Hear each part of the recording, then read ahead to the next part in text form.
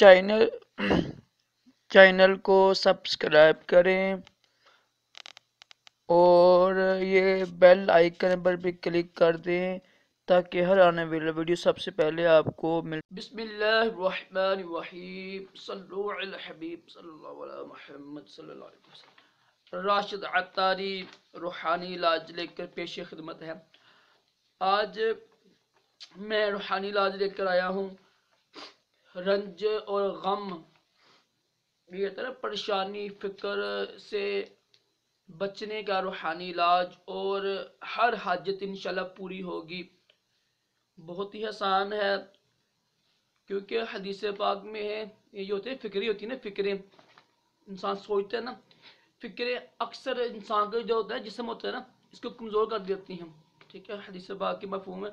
تو فکروں، آج ہر بندہ فکر مند ہے، بیچارہ پریشان ہے، غم میں مبتلا ہے، تو یہ روحانی علاج کریں انشاءاللہ عز و جل۔ یہ حدیث پاک ہے، خود سرکار مدینہ صلی اللہ تعالی علیہ وسلم نے ارشاد فرمایا ہے، تو یقیناً حق حق حق ہے۔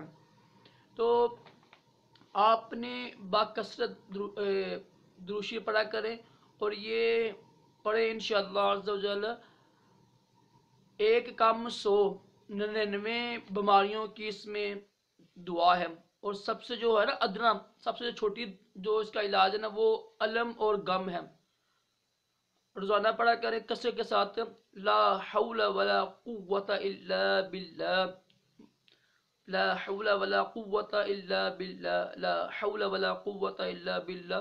مشکات شریف کی حدیث پاک ہے، جلد نمبر 1 صفحہ نمبر 202۔ دکھاتا ہوں آپ کو، یہ آپ دیکھ لیجئے گا، بڑا آسان ہے، لا حول ولا قوت الا باللہ، ٹھیک ہے۔